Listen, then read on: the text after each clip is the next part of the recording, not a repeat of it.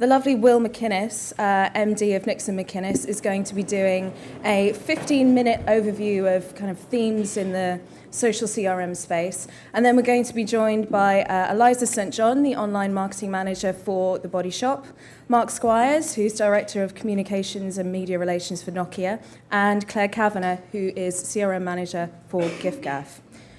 So without further ado, I'm going to pass right over to Will, and then I'll come back, but not be on this podium, and moderate the Q&A, because it just doesn't feel right, me being up here in this spotlight.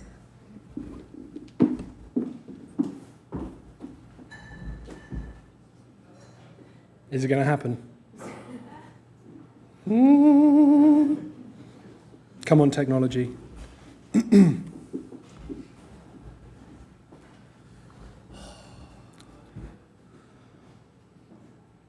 Ready? Yep. Ready? Steady. Yeah. Go. Okay, cool.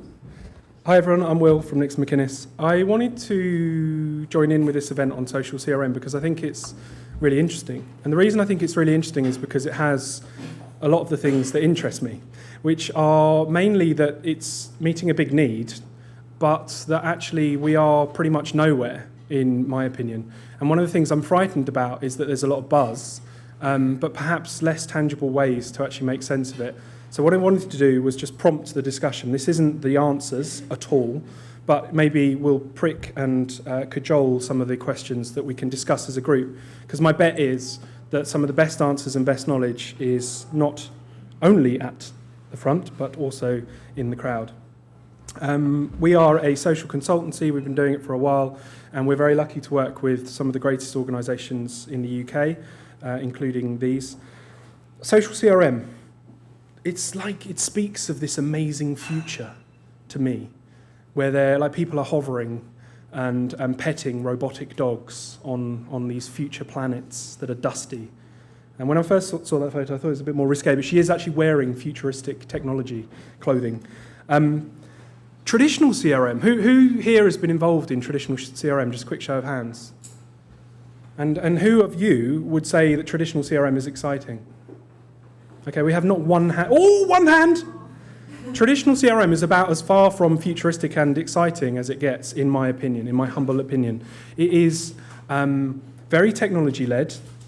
When people in client organisations, I feel, talk about CRM, they are usually talking more about technology than they are about a goal or a mindset or an approach.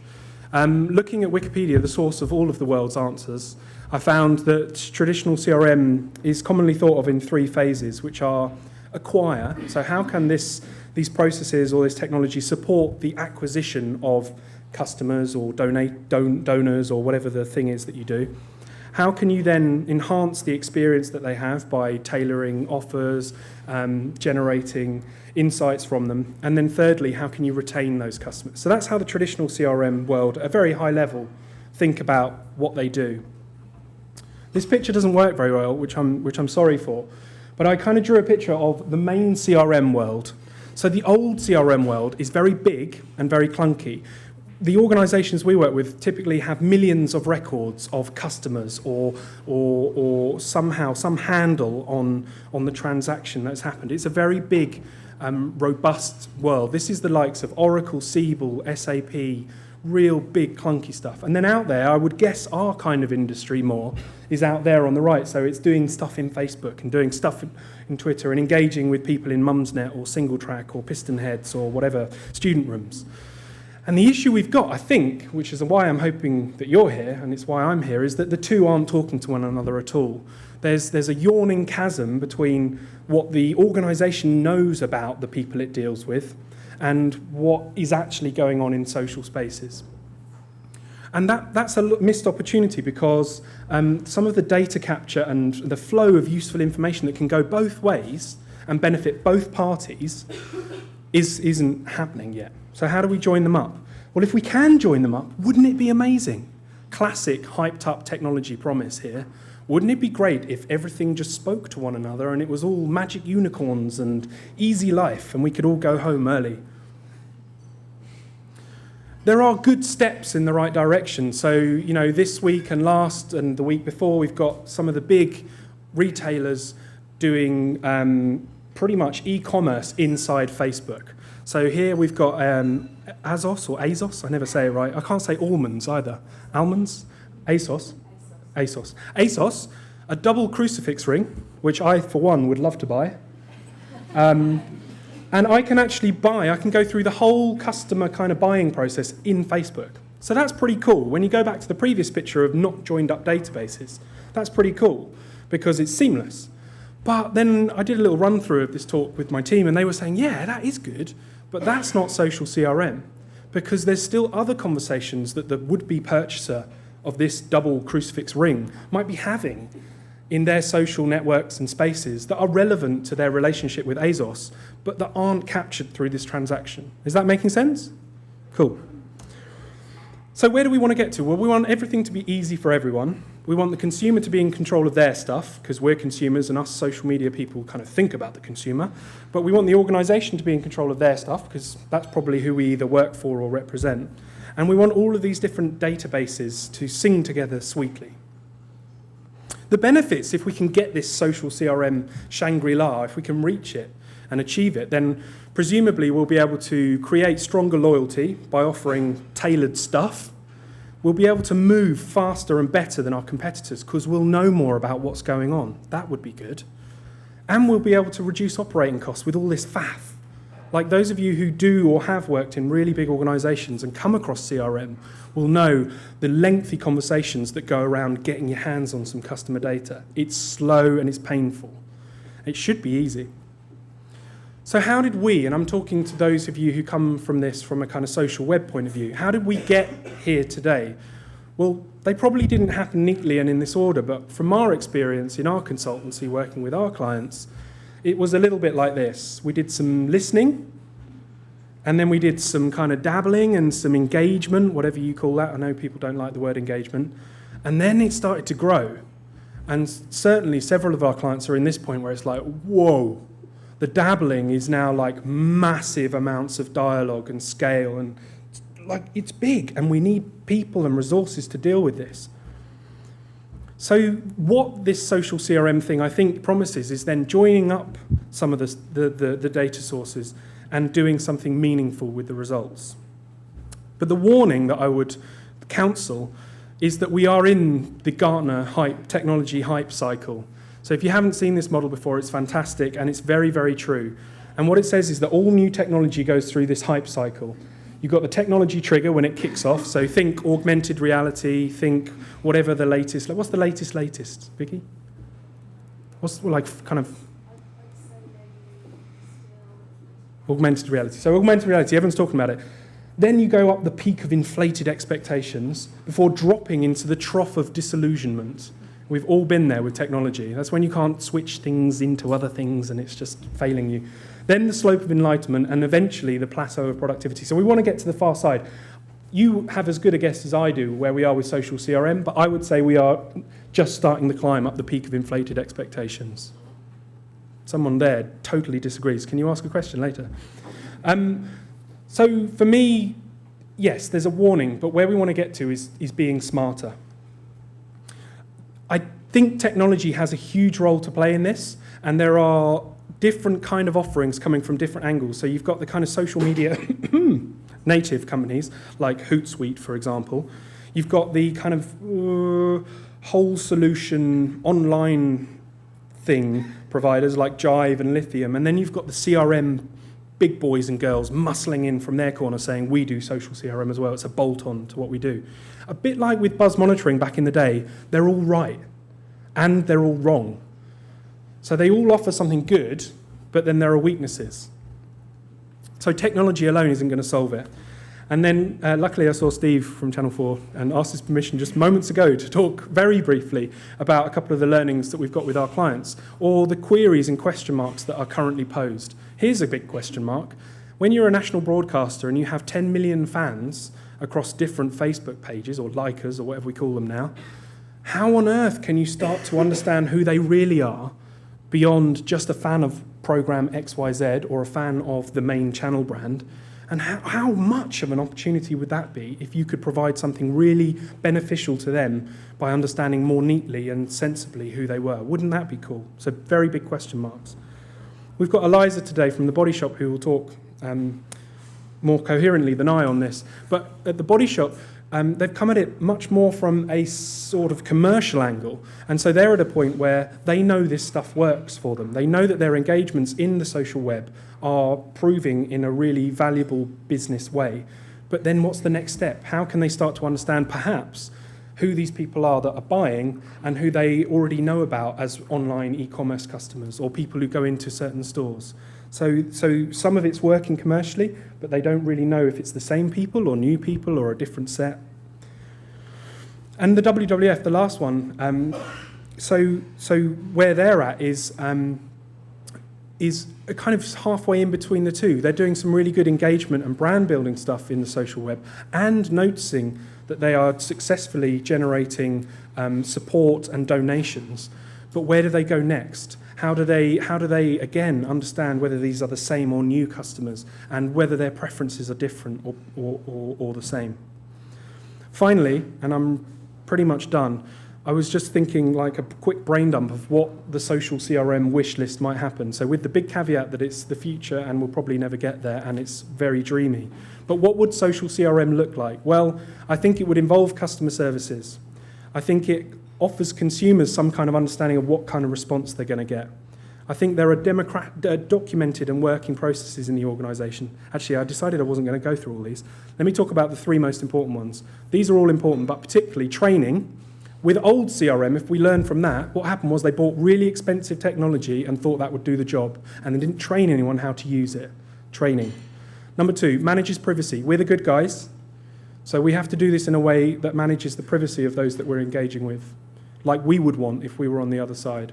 And thirdly, this is about unstructured data. CRM was like, what's your postcode? What's your age? That's like nice little forms.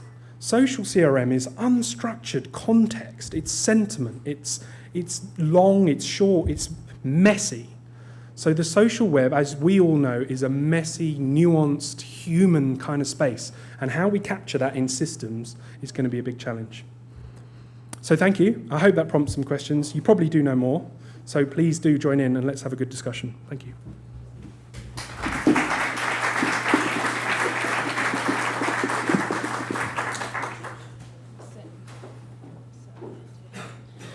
Right, thanks for that, Will. So just before we start, I've given you, everyone's job title, which is very interesting and gives you a bit of context. But what I'd really like to do is just for you guys to just give your first name so everyone knows who you are and tell us what your specialist subject would be if you were on Mastermind, so we've got an idea of what kind of knowledge base we've got here.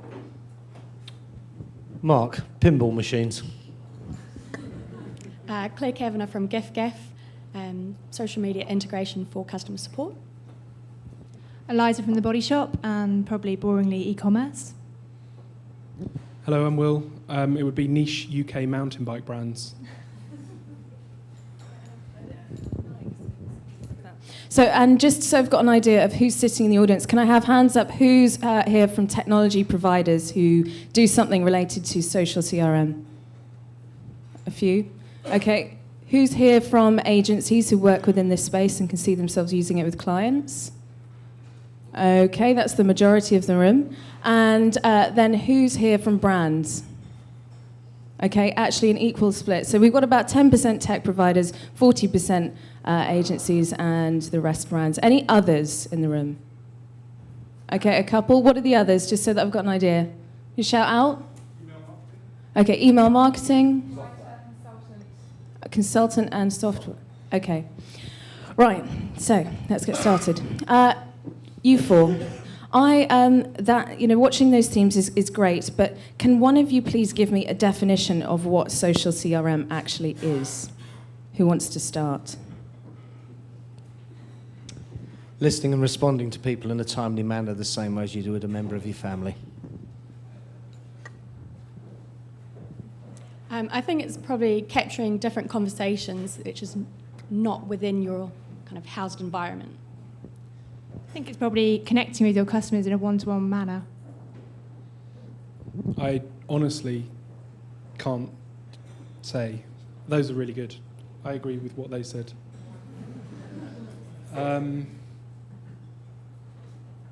Because they're so good. They're so annoyingly good. Yeah, what they said. Can I like? And in terms of, learnings, let's start at a really basic level for the next hour. And what do you think are the key things that you've learned from within your businesses that have led you to believe that social CRM is either something that you can use as a business or something you can see developing? I mean, I really want to know, I want to understand why you're actually doing this. Is it related to a business objective, or is it just that you've been led by the community building online and then you've responded to that? Difficult one. I think most people probably know the adage that most communication companies, and I work for a communications company obviously with Nokia, are the worst people at communicating. If I think about what you're asked, the honest reply I could give is that you've got to put your own house in order before you start reaching out into the space, because it's very easy to actually engage. Anybody can do it. Let's be quite honest. If it was hard, there wouldn't be so many people in this room. We wouldn't be interested. But the fact of the matter is, the second you start to engage, you start building loyalty, friendship, relationships that you wouldn't otherwise have. And then you have to service those relationships. I was asked about this at a conference the other week, and I said, imagine if you spoke to your wife once every month just to ask her about the weather, and the rest of the time you utterly ignored her. You don't treat your members of your family like that. You can't reach out and open up relationships in the space and then only service them occasionally. So if you're going to service them properly, you can't do it on your own, so you have to do it with your colleagues. So your colleagues have to be ready and willing. Sort your own house out, put it in order. I think certainly for people, well, brands, kind of embarking on social media, I think there's a fear of kind of opening a floodgate. So if you suddenly become a brand on Twitter or start tweeting from your own brand, that there'll be this sort of floodgate of sort of responses. I think there's an understanding that people are talking about your brand, and if you're not listening, they're just going to be talking to themselves. So that's not a particularly engaging way to create brand advocates. Certainly our experience at GIFGAF was the challenge is separating content and support.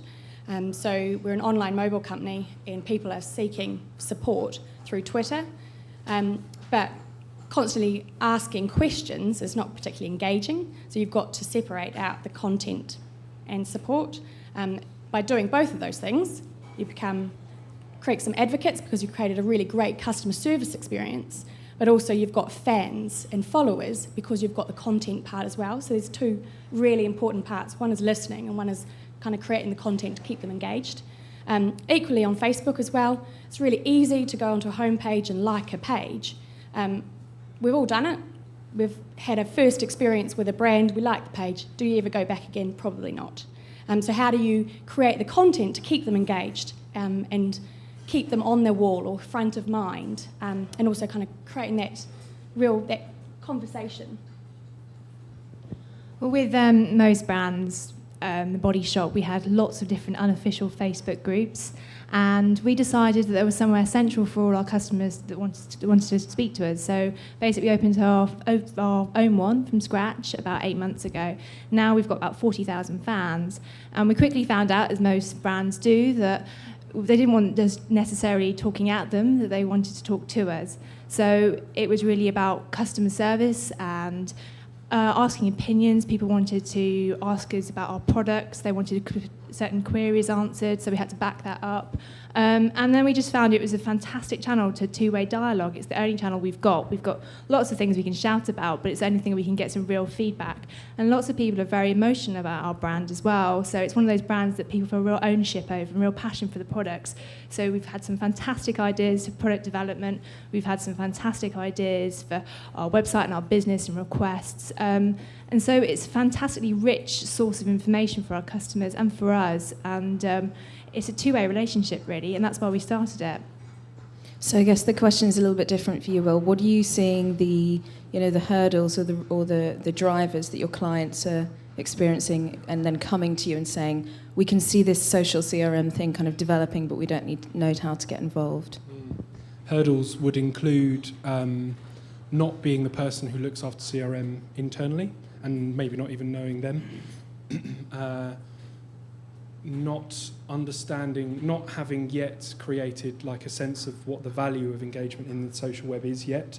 So to then go to step 2 and start joining it all up, so the business case is quite weak if like some organisations have, still haven't quite proved the ROI, which may depend on what kind of an organisation you are.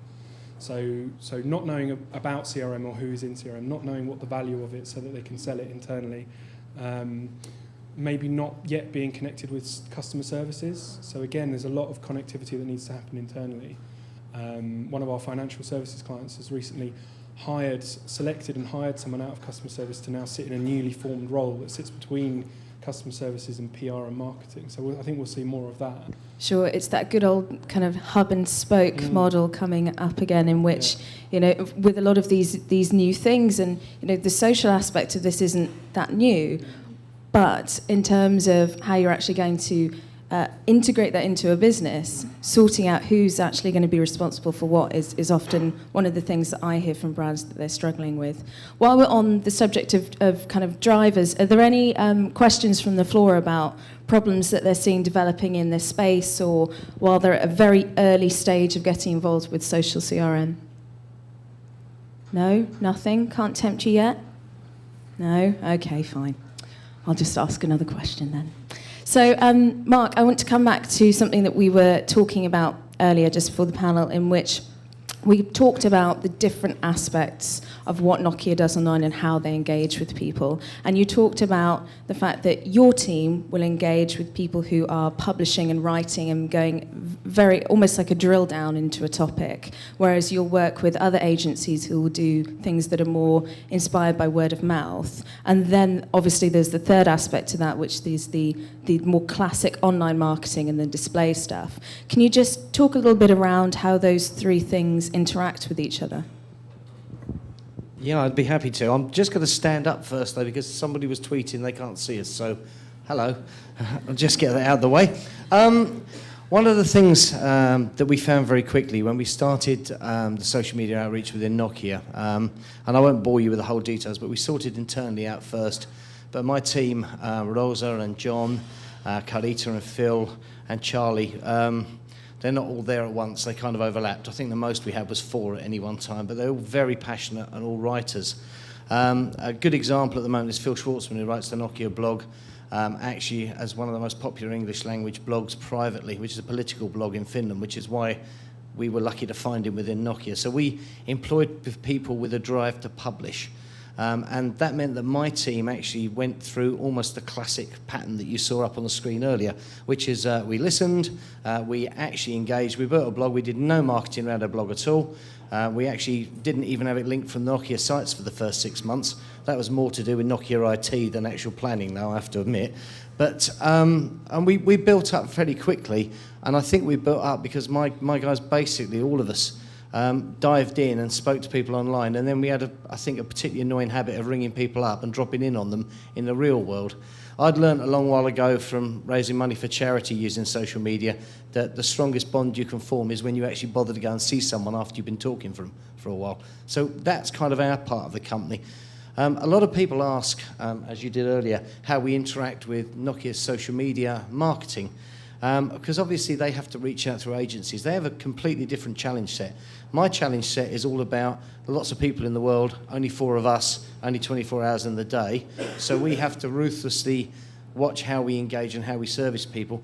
Marketing's challenge, as always in this area, is how you outreach through third parties. Because the Chinese whisper thing sets in. No matter how good your agencies are, and we've got some great agencies, I mean, I'm going to say that, and that's an honest comment. I use one of them in particular for advice because they've been doing it for a long while. That's 1,000 heads. But the fact of the matter is that as soon as you start working through an agency, you have to adopt exactly the same model as you're adopting when you're working in the publishing. You've got to brief them, you've got to write them. And that's why I said at the beginning of this, you have to have your own house in order. And then very quickly after that, you look through the next stage of word of mouth. Word of mouth engagement is one of the trickiest, because when you get word of mouth engagement, you've got to watch where you put your advertising money through your marketing side. You've got to set up Chinese walls. The last thing anyone wants to do is appear to be engaging with a blog that you're then sponsoring, and then you're sending free phones, and then you're sending them somewhere.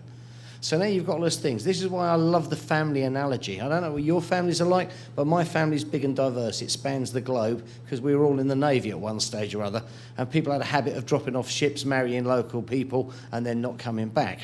So whenever we get together, there is invariably something that looks like an Italian wedding, with everybody arguing, 27 nations involved, and that's what I was trying to paint. And now against that background, go to CRM. Where's the best place to actually engage with your customers? It's actually through your care department. But your care department's probably been outsourced, and is all done on computer, and multi-layer sign-off, and not allowed to give their name to the end user. They're diametrically set up to service in the model that the customer wants. That's the challenge today. The challenge is actually moving all of this work, sorting out, and then getting your care guys to actually engage. And you know the biggest joke at the back of this? Everybody from Nokia Care I've ever met loves helping people. You wouldn't be in care if you don't. It's an impossible job unless you actually want to help people. Care people get a lot of stick, but it's generally because of the systems that have been set up to protect the company. But we all know in this room, those walls are being kicked down by our very customers that service us. So that for me is the challenge. Hope that helped. Okay, so someone's just saying on Twitter that we're talking about social media outreach instead of CRM. So I'm going to come to you and ask you to tell us specifically about GIFGAF. And I guess GIFGAF is the prime example of what you'd want to do with social CRM, because in a way you actually built that around what your community wanted. So can you tell us specifically about that? So for those who don't know, GIFGAF is a pay-as-you-go mobile company. It runs on the O2 network. We're online only, and we're serviced, members service each other. So we have a forum, and only private questions regarding personal information like credit card details are sent through to our very, very small customer service team. We have members servicing each other on Twitter, on Facebook, and within our forum. So I guess we're a little bit different to Nokia, where from the very beginning we were embracing kind of a real openness to our customer service. If I go back to when we started, we launched the forum before we had a mobile network. So that was back in October 2009. When we launched, my first Twitter customer experience was somebody tweeting that they hadn't received a SIM. And I could not understand why this person was tweeting that they'd not received a SIM and had not set up an email to the customer service team. So I responded saying, you need to send an email to the customer service team. They didn't. They retweeted. And I said, you need to send an email to the customer service team. And they didn't. I sent an email to the customer service team, and I went down to the post office to post the SIM. So there's this kind of customer service kind of disconnect where this person was seeking a service with an environment that they're completely comfortable with, which was opposed to what we'd set up as a customer care. So you kind of got this sort of changing customer behaviour. We're no longer somebody going to trawl through a website, spend a couple of hours trying to find the FAQ to a particular question. They're going to tweet. So path of least resistance, and that person got a response, was very happy, and has become a massive advocate. So equally, people are going onto our Facebook wall. Again, we've got members there helping other members. If you go onto GIFGAF, there's a tab with a help, and then you can put there, and then another member will answer your query. So the kind of the benefit of having this, I guess it's kind of like a no-wall approach. Our members are sort of doing the work for us. Because they are engaged, because they're advocates, and equally they are rewarded and recognised for their support. So I think there's a difference as well. I don't know if that quite answered the question. Well, I think, you know, when I look at GIFGAF, it's kind of a prime example of how to integrate smart technology that kind of runs behind the surface. And so therefore, the thing that always impresses me about GIFGAF is that, as you just said, if someone asks a question on Facebook, it can be answered in one of the GIFGAF forums on the official website, and then the answer is shown on Facebook, which is using lithium, I believe. And the technology that underlies that allows people to track who's answering what and then actually be rewarded. And that, for me, is the continuation of that cycle. It's not just people feeling like they're talking into the ether and aren't actually getting a response. And it doesn't always have to be, someone answering a question. It could just be a customer talking to the brand. So I guess that kind of, it does answer my question, but that's always the thing that I kind of come back to with giffgaff. I would just make the point that it's difficult to divide up outreach and social CRM. And Will, I'd just like to hear from you on that point, I guess, in terms of where the kind of social web aspect starts and where the very technicality of it kind of finishes. I mean, I guess you as an agency, like you fall in one corner or the other. You can't do both sides. Well, I guess you could, but I think, where we're at, like really crudely, it would be great if the questioner who put it on Twitter could give some more context. I think I know who it is. It's Thomas. But if you could give more context in a sec, that would be really helpful. But to answer Vicky's question, we're at the point where we can log in to Facebook Insights or whatever. We can see tons of interactions and people interacting, but the Facebook terms and conditions, if we get all Facebooky about it, mean you can't kind of scrape that information and take it away in a CSV and then go matching that data with existing customer data internally. So for me, there's a huge that's a real challenge. So the point at which it becomes outreach and social CRM, I don't know. I see it more broadly than that, I suppose. I see it like a big circle drawn around that half overlaps the organisation, half overlaps the outside world. Thomas is nodding, so I'm hoping I'm agreeing with the questioner. But that's a rubbish answer, isn't it? No, rubbish? It's not a rubbish answer. No. So let's talk about the Body Shop for a second. Okay.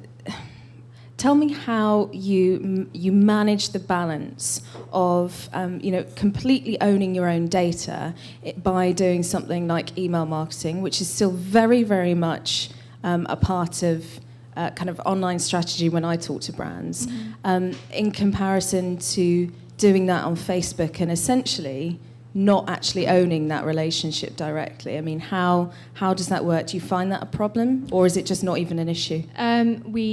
There's no way we can own the data on Facebook. We just accept that.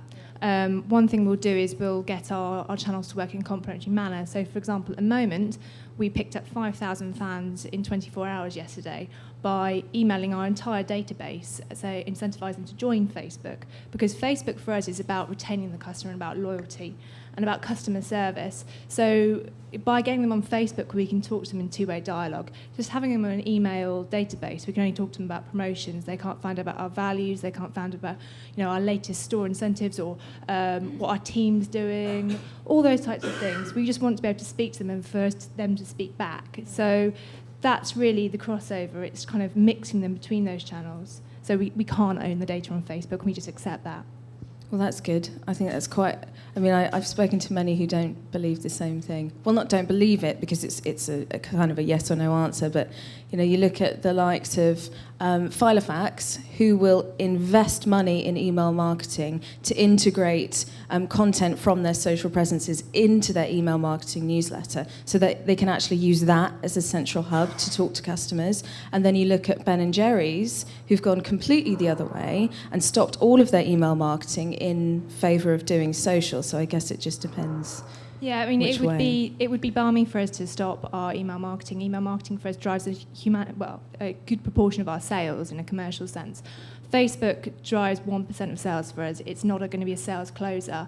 What we're interested in doing is finding out where Facebook takes place on the customer journey. So, like a lot of brands, we don't attribute our sales correctly. We look at last click data, and we do. So yes, Facebook or social media is 1% of our sales. However, if we're looking at ways to attribute our data more effectively, and then we can say, actually, it influenced this sale, it came part of this sale, it was a click before, and doing it that way is much more effective. So we'll never get away from email marketing, affiliates, and paid search, but it's a key influencer, and I think that's what brands need to bear in mind.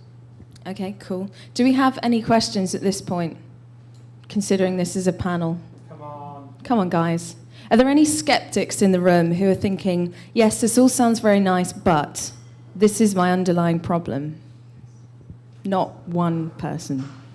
No, really? Okay, fine. Oh, yes, there's two. Excellent. Yeah, sorry, I'm kind of trying to navigate only having two mics. Oh.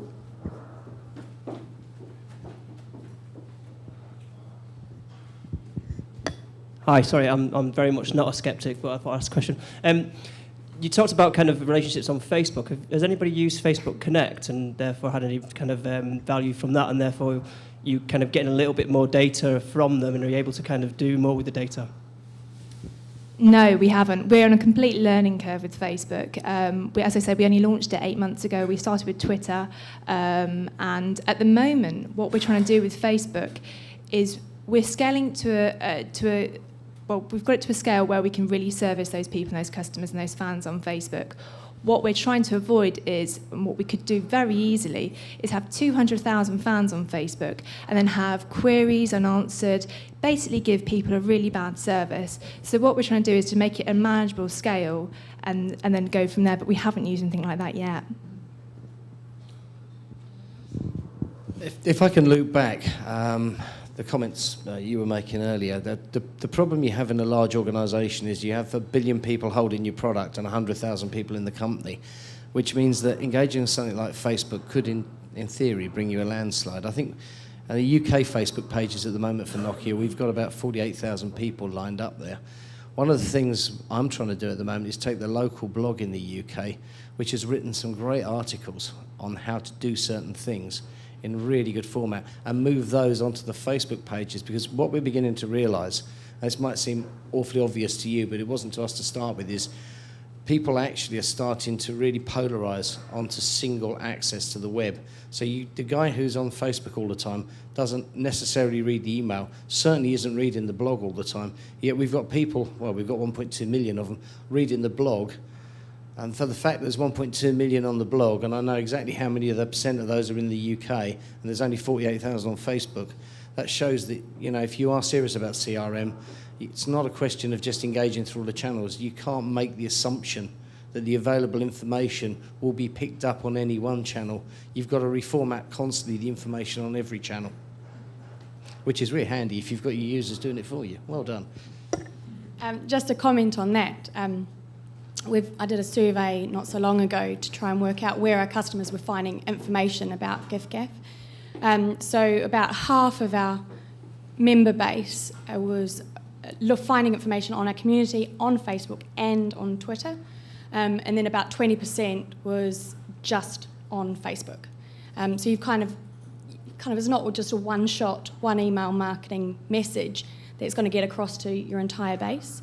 At the moment, we're looking at ways to integrate our email marketing or CRM platform, including the Facebook ID and Twitter handle into our database.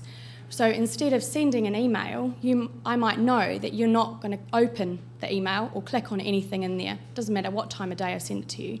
So in which case, we're looking at ways to post that message onto your wall or send you a tweet because you've told me or I've worked out that that's the way that you like to interact with our brand. So it's kind of that path of least resistance. Where are you hanging out? What information is relevant to you? Equally, in the same survey, we're trying to work out what information you're interested in.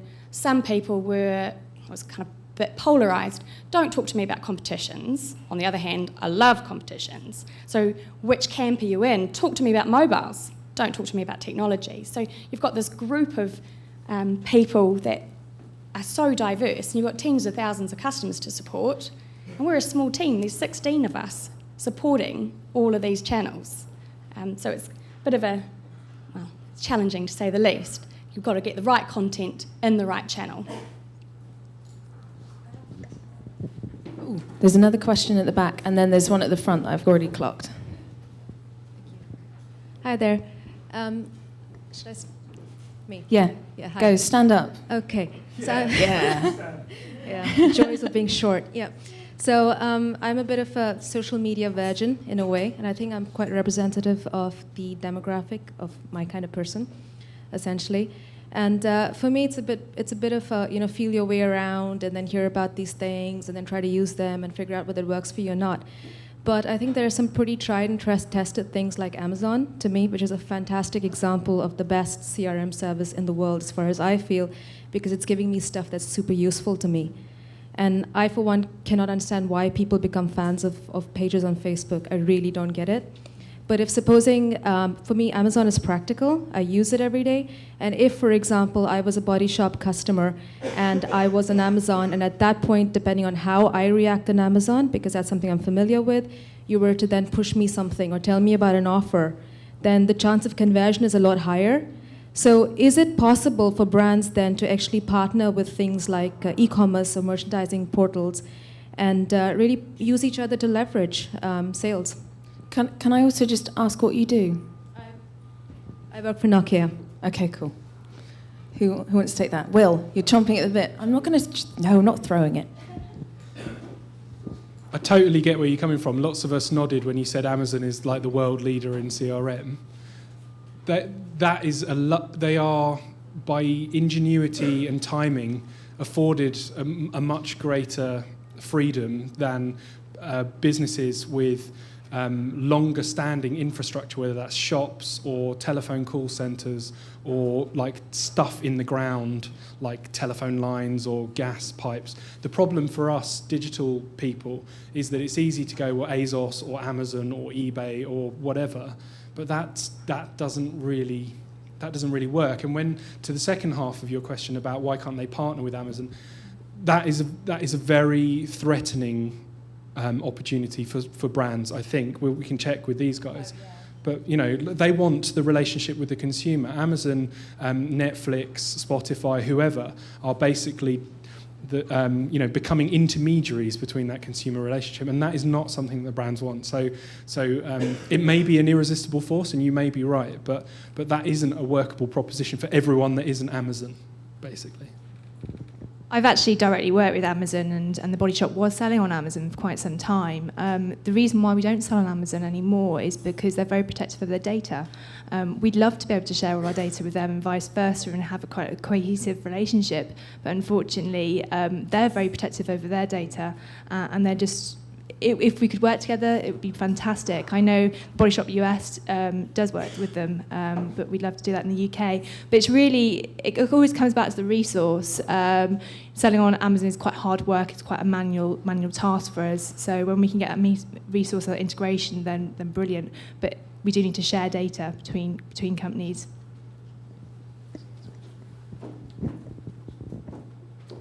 I'd just like to answer the question you posed at the first bit, which is why do people go to Facebook pages and follow them?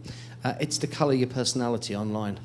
It's as simple as that. When I started and I said I'm into pinball machines, that wasn't a joke. I'm into pinball machines in a massive way.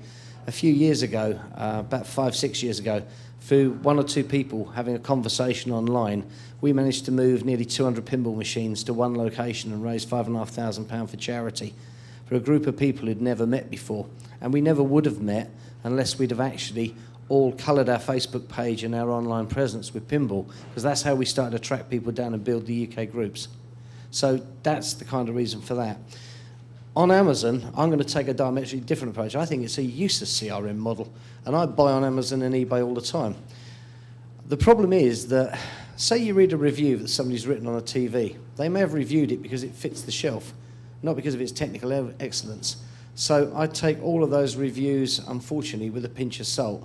I also am having a lot of fun at the moment with somebody I worked with a long while ago who's very good at psychology, trying to use a program online that spots what I would call placed feedback, let's say for the sake of that, just to see if we can spot where people are trolling around. I always think you need professional reviews at some stage or another. That's because I'm an old media guy.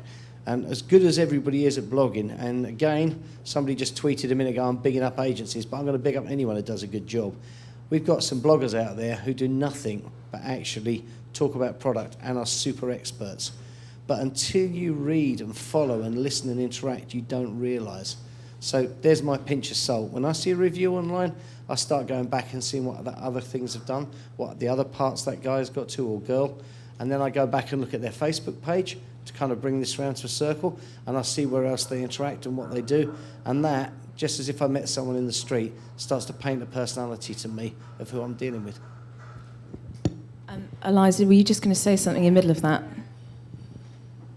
Well, I've got 2 points really. There's why people join the Facebook groups. We've done some research into what people want and what content people want on their Facebook. And a lot of people actually want to get value from Facebook. They're not going to join multiple brands on Facebook. I read somewhere that, right or wrong, that people will join typically less than 9 brands online. So you really have to earn that ownership or that basically. The most popular tab on our Facebook is offers, and it's commercial, so people really want to see the value, especially in a recession. We have a really good mix of commercial messaging and of brand and of customer service. They know it's somewhere they can come and they can talk to us one-to-one, and we will respond, rather than going through the customer centre where it may take a bit longer. And on reviews, we've got over 30,000 reviews on our website. We've never done a professional review. I don't agree with them at all. So the reviews are very, very valuable to us because we publish negative and we publish positive reviews as well. And we get a lot of commercial value from those. I know that people who read a review, for example, will spend 40% more after reading that review and purchasing than people who don't. So it's a key influencer for us. It's customers talking to customers and not professionals talking to customers. And that's, at the end of the day, what customers want. Just another question from Twitter first. Can I just say one thing? How many customer service managers are in the room? None. Interesting. Okay, sorry. Can I just go for the question at the front first, because he's been waiting for a couple of turns before we go to the back. Thank you. Hello. I've got 2 questions, really. One is the question of scale. We talk about one-to-one conversations and providing this amazing personalized, tailored experience to our customers. How do you deal with 40,000 customer queries a day? And the second question is, how do you staff up against those responses? What's more important to you, the communication skills of people you delegate the CRM to, or the expertise and knowledge of the organization that they represent? Who wants to go first on that? Well, I guess gift gives a bit of a luxury because our members do it for themselves. So there's only 16 of us in our team, well, in our company. I'm CRM, I'm also some retention, I'm comms, I'm customer service. I build the HTML templates and I deliver the campaigns. I also answer Twitter and Facebook, and I'm on the forum. So how do you scale up a one person? We were one person doing this job year and a half ago, and we don't have basically any plans to increase our staff numbers. So I guess it's how do you utilise your existing resource, so your customer base, and they do that. They're kind of doing it for you. Also, I think it's the fear of.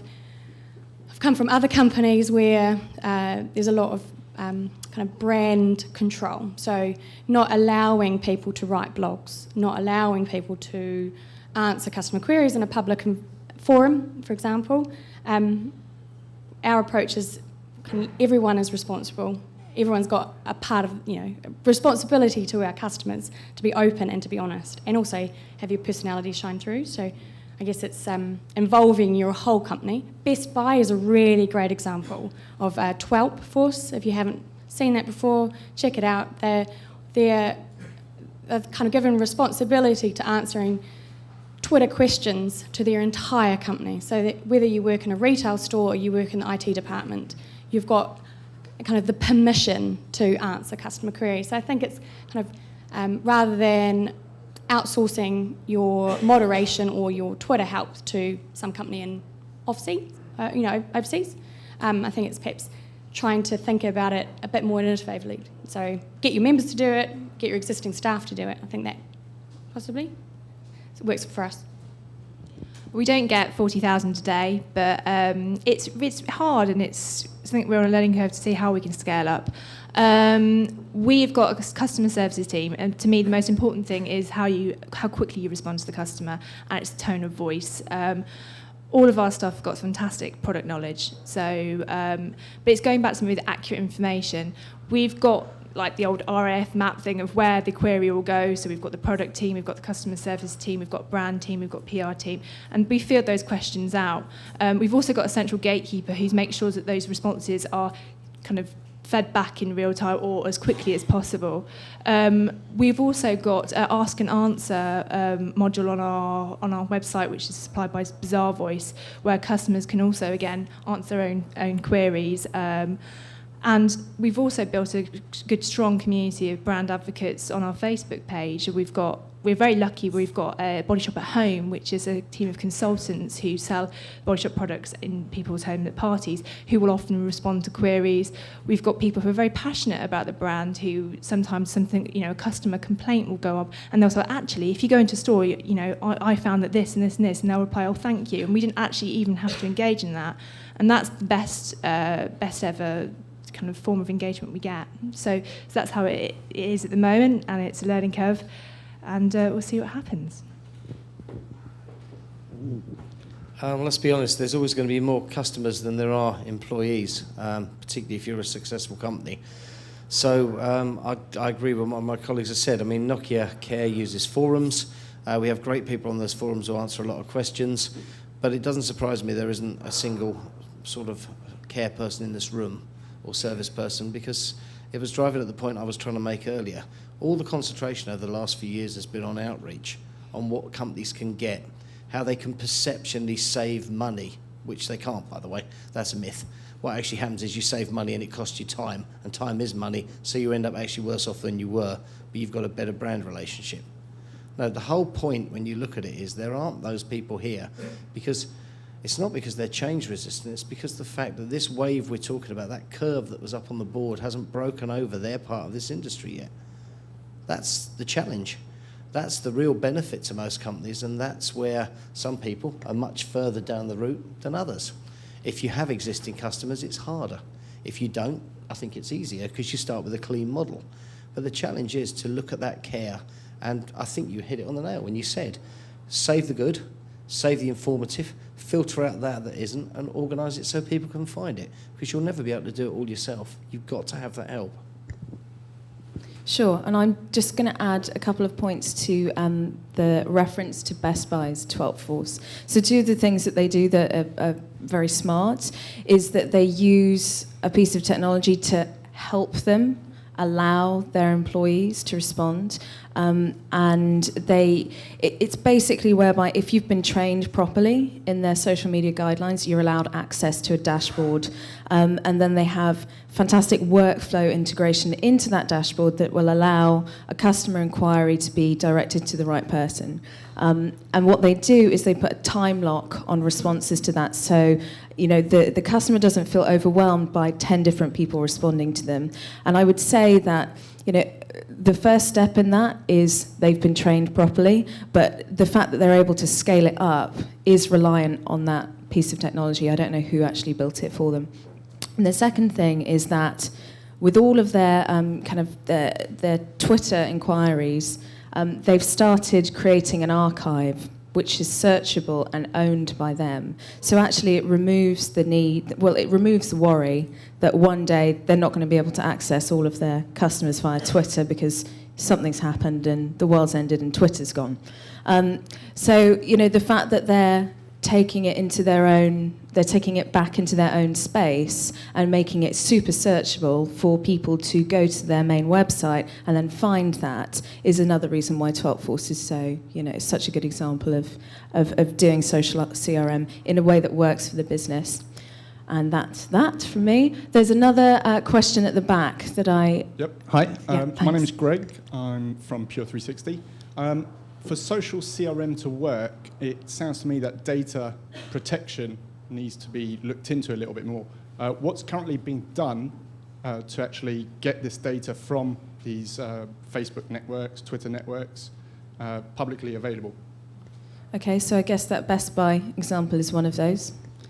Will, any thoughts? It's going to be very hard.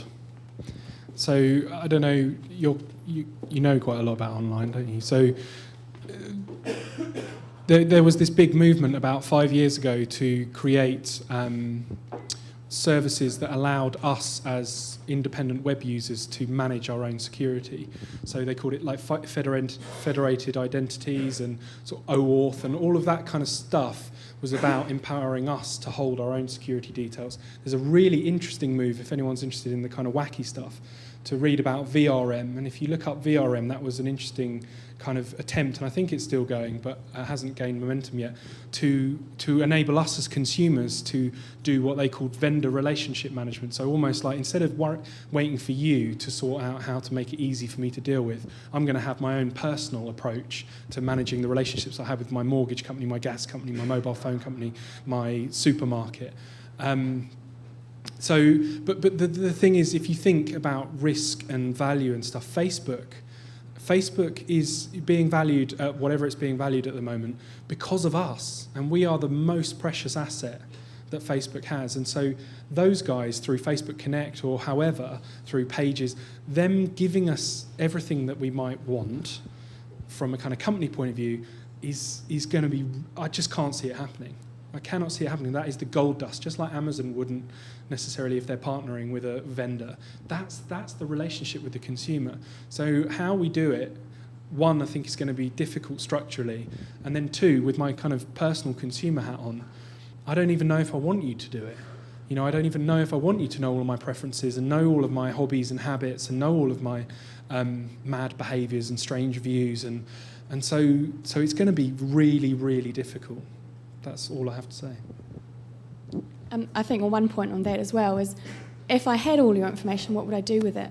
So already I have, we're a mobile company, we kind of have an understanding of where you hang out, because that's where most of your calls are made from. I know that you hang out on the forum and participate in particular conversations. I could probably work out what particular handset you used or what interests you, what have you. As a CRM manager, how am I going to use that, and how many segments am I going to have? And because I know that you're a mountain biker, I'm a mobile phone company. I don't know quite how to engage with you on a particular niche subject. So because I have that information, I know that you're a fan of mountain biking. How does that impact my relationship with you as a utility? Do you actually care? Like, do I want my mobile company to be going, hey, I know you like mountain bikes, how about we go mountain biking together? You'd be like, come on now, you're a mobile phone company, get away. I think that is an excellent point, and just to comment on it, because something popped into my head, one thing that I've talked about and written about before, though, just to completely contradict what I've just said, is that we are complete idiots when it comes to managing our own privacy. So the thing I was saying about privacy was the right thing to say. But in reality, I think when people ask me for my details online, as long as I trust that company, I give them, and I'm frivolous. And actually, you know what? The truth, the lazy truth is, if you make it easy for me, I'll give you all of my details. So actually, Greg, I would just say, ask them who they are on Facebook, ask them who they are on Twitter. You know, putting morals and ethics aside, chances are, if they like your company, they'll tell you bloody everything. And that's the scary thing. We need to do more about education around privacy, because as consumers, it's going to get easier and easier, but is that the right thing to happen? I don't know if there's about 4 different perspectives there, but yeah. I don't know. I can see a tie-up between phones and bikes. Nokia make a bike charger for mobile phones. It's quite a good product, actually. And living in Cambridge, I bike. You have to. They won't let you live there otherwise. So you get this slowly, obviously, with this body shape. We're not going to be doing an email campaign on pinball machines. I can tell you that now. Shame. But have you not considered, though, seriously, there are links like that are valuable, that are useful for people, and maybe it doesn't have to be an email campaign, but that's the type of thing that you surely can profile up on your Facebook pages or your forums and discuss. Talking from a brand perspective, I would echo your thing and basically what you say about what are you going to do with that data. It's not as if we've got thousands and thousands of people working in the CRM department, and we've actually done some interesting tests with segmentation, and they don't actually give us that much value. I think there's a lot of hype around segmentation and around this need to give personalised, dynamic content, and it actually doesn't, at the end of the day, result in any increase in sales in some of the tests we've done. I think people want to know about certain things, and you're just going to have to accept that there is that data, but what actual value is it to you? I'm going to go the other way on this again. I completely disagree. I think that if you're going to have a conversation with people, why wait for something to go wrong and they contact you? Why not reach them when you've got stuff going right? How are we going to form relationships which prevent somebody coming to care at the moment of the highest frustration? You have to do it surely by directing and trying to help and trying to, I hate to use the word profile, but trying to spot the interests of where people are. Let me give you an example again. About 2 years ago, we launched a phone which is a rugged phone, and it wasn't liked within Nokia. Nobody thought very much of it. It was a bit low end. It actually wasn't completely rugged. It was only a bit rugged, and all the rest of it. But what we did was we ran a video campaign. You can find it on YouTube. The phone's 3720. We kicked it with a rugby boot. We made our blogger swim a swimming pool with it inside his trunks. We set it in a jelly overnight. We dropped it off a ladder. We actually pinged it through the air, and we shot it with a paintball gun. And I always remember the guy at the paintball centre who owned the paintball centre who was amazed by these idiots in jeans messing around with this, turning and going, why don't you guys tell people how cheap that phone is? And we'd never thought of going down the cheap route. You don't when you're selling something, do you? You like this, it's cheap, yeah? That's not normally the way you go. But what actually happened is we ended up putting on extra lines for that product because the people who were interested in those ads, because of the humour in them, were actually ordinary working people who had jobs where they were trashing their phones all the time.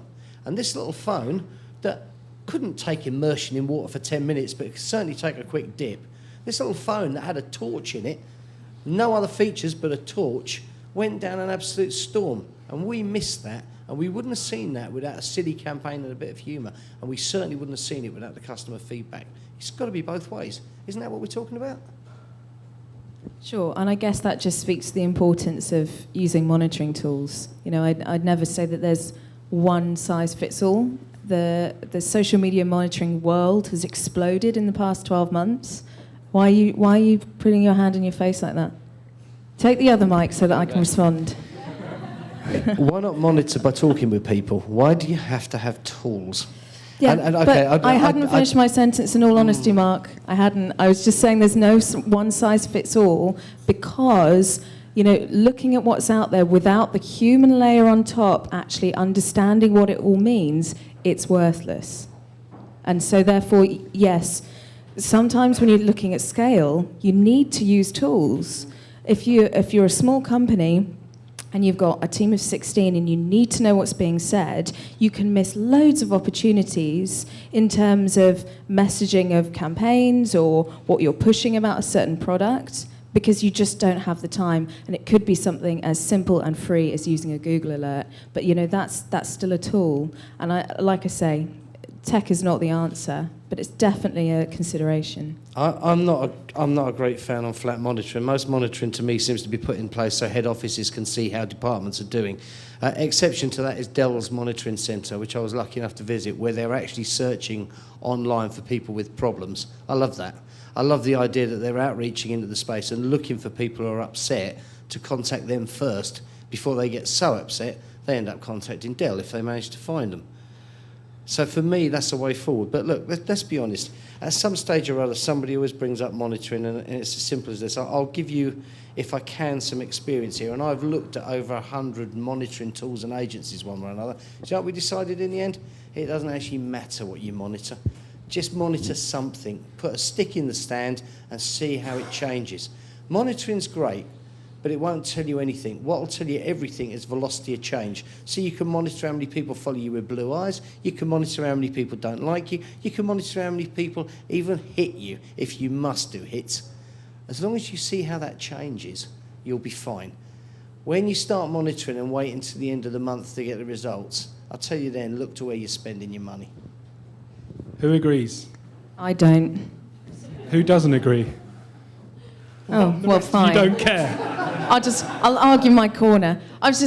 Sorry, Will, I know you've got a lot to say on that. But I'd say I think that's quite a dated view of what monitoring is now. I mean, most of the brands that I talk to on a day-to-day basis are doing real-time stuff, and they are going out there to find problems, which for me is a great thing. And I do agree with you in that having a report that comes to you that has pretty graphs and you know, pie charts and shows you how much you've grown in terms of volume at the end of the month is pointless. Counting for the sake of it is just useless. But real-time monitoring of trends, discussion areas, not only allows you to be responsive, but allows you to create stuff that will be engaging. Right, Will, sorry, you go. No, you said it. Oh, okay.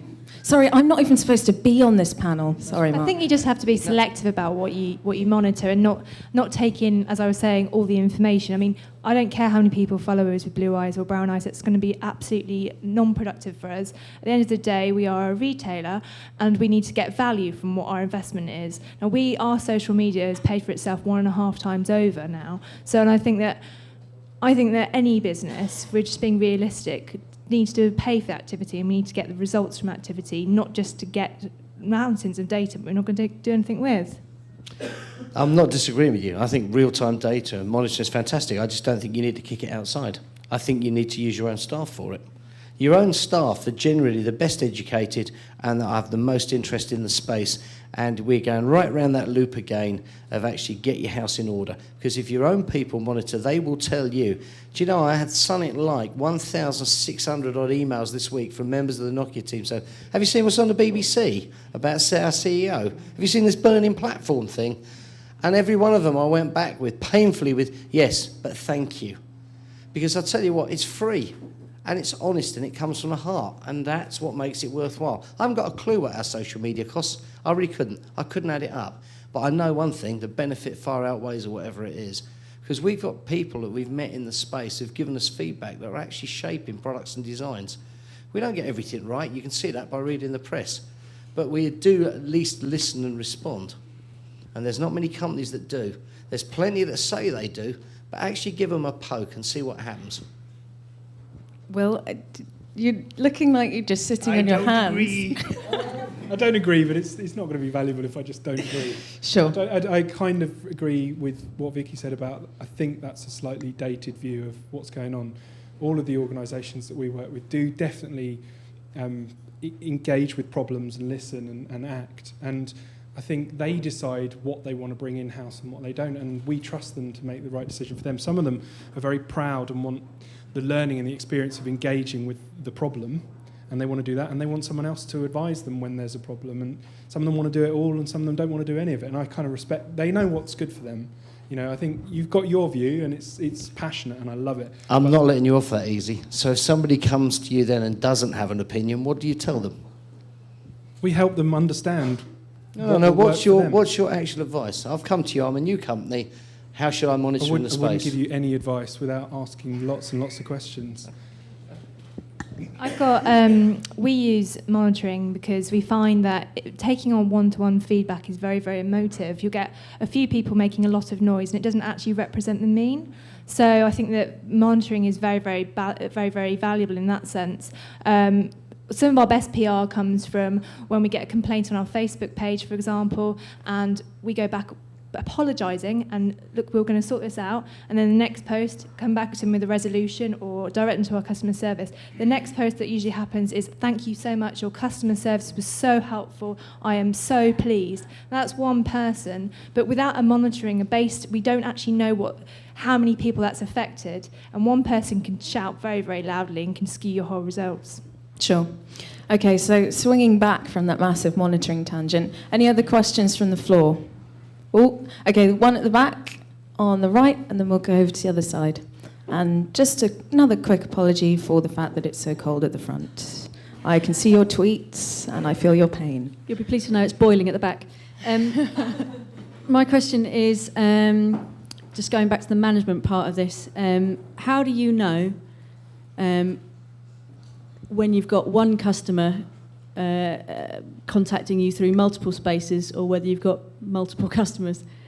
So how do you tie in the identity of that customer across lots of different platforms? That's a really good question, and it's one that we haven't solved. We've got customer information which they enter through our website, and when they register their SIM, we've got that information.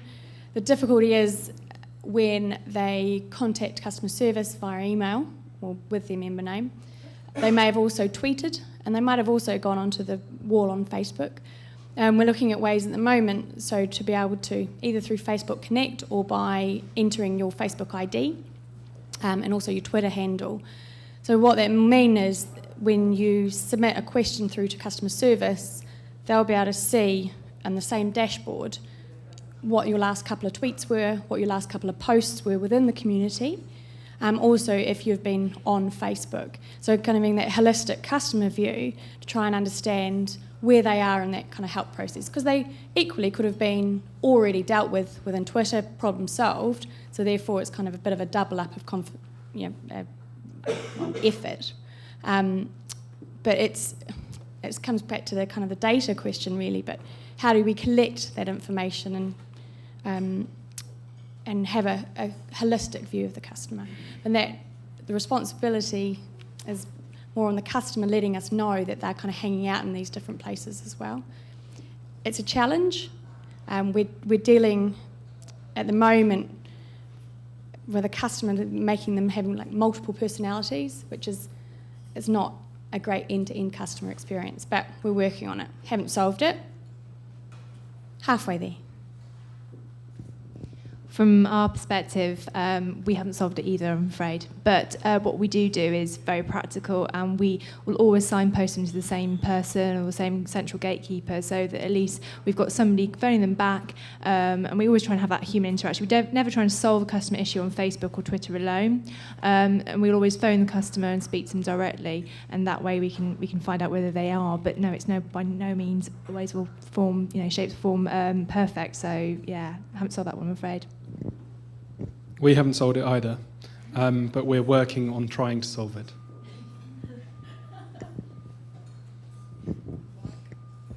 I don't think it's changed. Years and years ago, when I worked for another multinational, when somebody got upset enough, they used to send 20 letters in to 20 different managers in the MD. They invariably all end up at one point. The thing is that they all go away if you solve the problem. When the other 19 people ring the person back, they'll be told it's okay, it's been fixed. I don't think there's an answer. I think that's why none of us can actually answer it. I think it's one of those impossible conundrums. And as soon as we fix it, a new service will pop up and people will migrate onto that and the whole thing will start over again. So I think this is one of those ones where it would be lovely. I wish there was an answer, but I think the only thing to do is just speed a response again. But if you ask me, and I'm lazy, if you ask me who I am on Twitter and who I am on Facebook, then if I can see a benefit to me getting issues resolved, I genuinely would. And I'm not representative of the population, I'm not trying to be, but that was my point in the response to the other question is, well, let's at least try asking people and see how that goes. So I do think it's different, and I do think there might be simple ways to do it. Yeah, certainly from a customer service point of view, I'd rather treat you like one person rather than someone with multiple personalities. So it's certainly high on my agenda, for certainly in the next, hopefully 3 months, to solve that problem. It's the same as call centres years ago used to have trouble if I got cut off. I was in the middle of a conversation with somebody, I phone back the IVR, I get put onto somebody else. Years ago that used to be a problem. I used to have to explain my problem again to that second customer service agent. They managed to solve it with simple tools like Right Now, where they've identified me, put in the customer log, I call back, they treat me like the same person. That was a problem a couple of years ago, that was solved. I don't think this is unsurmountable. There just needs to be quite a clever way of trying to kind of get all your multiple personalities across the different channels that you're hanging out in, and me identifying which channels you're hanging out on, and what your handle is in Twitter might be different to the member name that you hang out with in the community. Mine's Claire Cav on Twitter and on the community, but equally, it's it's difficult, but not unsurmountable and really important. I'm still not sure. Whenever I'm searching for answers on forums, you quite often see the same question being asked on multiple forums on the same subject, and as you've said, with a different username. It's obviously the same person, but the username's different on every forum. I'm not sure if there'll ever be a way of tying that together. I think possibly Twitter, Facebook, the more up-to-date stuff, yeah, because they're capturing other information. But then we go back to the great question that somebody asked way back, which is, can you extract the information from them? At the moment, while we can't, it makes it impossible. Maybe in the future, the data protection will change. People will be a bit freer by releasing their actual true ID. So we'll have less ghosting and less trolling. And I can see that actually coming. And then we can do the tie-in. And I think that might be the start of the solution to that problem. There's another reason why I want to have a holistic view of you as the customer and your multiple personalities across the web, is there's a piece of work we're doing with segmentation. So I want to understand your influence as well across your Facebook, your Twitter, your interaction with different people. You may not be a particularly, regular user within our forums. You may be a lurker, you may never log in at all, but you might have 30,000 friends and 16 blogs that are really popular. How do I understand the value of you as a customer where you're not interacting with me on my brand with our particular platform? So trying to understand you as a customer, tweeting that you're having problems. I need to outreach to you firstly, I need to interact, but I also need to treat you like a customer. If I know, as you say, if I've given you a reason to give me that information, if I give you my email address, I understand that you're going to email me. If I give you my Twitter account details, I understand that if there's a nationwide problem, I'm going to tweet you to let you know. Or if you're going to complain, I'm going to understand that you've already sent us an email. It's that kind of holistic view, and also important for segmentation to try and understand your influence, also understand your engagement, and also understand your influence, value, and engagement. Okay, I know I'm going to get in trouble because I got the 5-minute warning, but there's one more question at the back that I just want to go to before we round up. Thank you. Thanks. Just a question on the sort of commercial foundations of all of this. Intuitively, it makes sense. This drive to advocacy drives loyalty and so forth and so forth. But have any of the panel got any evidence that using these mechanisms actually drives increased revenue per user or better retention levels? Yep. For example, ratings and reviews, somebody reading, as I mentioned before, so after somebody reading a review, they'll spend 40% more there, so their average order value will be much higher. For example, with Facebook, we have incentivized fan bases, so we'll send out an email saying, join us on Facebook, and you'll get 30% off your next order. We can track those sales by using key codes. As I mentioned before, our social media using that method has paid for itself 1.5 times over. We've also picked up over 15,000 fans, new fans doing that. So yeah, we actually, and in the Body Shop where the Facebook sits at the moment, we have to attribute value to that. And so I can go into quite a lot of detail. So not exact sales figures, but what I'd like to do and what the next step is attributing real value to social media is looking at the attribution. So at the moment I can give you vague figures, so I know it's 1% of sale on last click. I'm going to go to another model soon, hopefully, which will give me the influence that social media has, and I'll be able to attribute much, much higher value. There's also things that I can tell you about the average order value from Facebook. It's slightly lower, so at the moment, if somebody makes a single order from Facebook, we're actually losing money. But the thing is that we found that people who order through Facebook order repeatedly once they've ordered once. So their lifetime value is much higher. I can give you loads of examples. So we've got almost half of our members being recruited through other members, and they're doing that through face-to-face conversations, etc. But we also provide our members with a unique URL which takes them through to their own landing pages. So we can track individual orders and activations.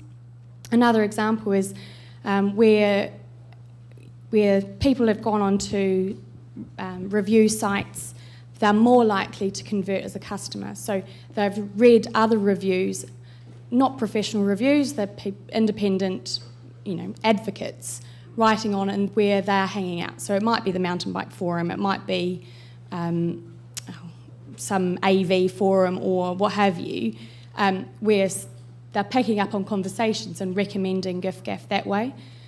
So we can absolutely see in real terms that if they've come through from a recommendation site, through independent recommendations, they're more likely to convert. Another example, which is one of our now members, he saw a tweet from one of his connected networks, so it was within Twitter, saw a tweet about his friend joining GIFGAF. You can see the interaction. What's GIFGAF? Oh, I've just checked it out. It seems interesting. We could see that he then went in to order a SIM. He became a customer. He then tweeted again saying this is really great, had a really great experience. We picked up a customer query. We answered that within Twitter, pointing him back to the forum. He set up a blog. He set up a web page. He's now on a forum maybe 6-7 hours a day, just from one single tweet from someone within his existing network. That's just one example. His name's Dan Tupp. If you happen to be in the room or on Twitter watching, he's an amazing advocate, and that one little interaction became one customer. Him tweeting could then represent another cluster and another cluster. So that's kind of a really concrete example of how one tweet can make a customer and become an advocate. Interesting. I'll round this up quickly. I've given you an example with that phone and the paintball, but for me, having been accused of being a bit of a dinosaur by the other panellists, I'll now put my my dinosaur head on and say, I don't see this as any different than anything that's ever happened before. I've been in industry for nearly 36 years now, since the day I left school. This is all about reputation. Reputation was defined beautifully in 1936 in a book called How to Win Friends and Influence People. They actually said the world judged men in only 3 ways. They said men then and not women or people. But it was how you look, what you say, but most important of all, the way you say it. Everybody in this room who's not currently engaged in social media, you're going to be. The world's going that way. We might as well go back 40 years and say this TV thing's never going to catch on. That's going to happen. But everything I've seen since I've been engaged in social media, and I've been doing this for 10 years, long before it was popular. Journalists got into kicks way before social media was popular. Everything driving to me says this is no different than how you treat people in the real world. You go into a party and walk in the kitchen where everyone's having a drink, burst in the middle of their conversation and say, I don't care what you're talking about, listen to me, and you won't get any love at all.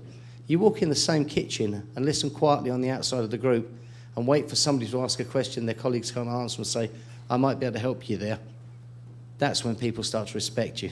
And respect is what you need, because respect actually builds reputation. Reputation builds love. Love causes brand followers. Then people will buy things. Ooh, that's a very good note to round up on. Can you all just join me in saying thank you very much to our 4 panellists today?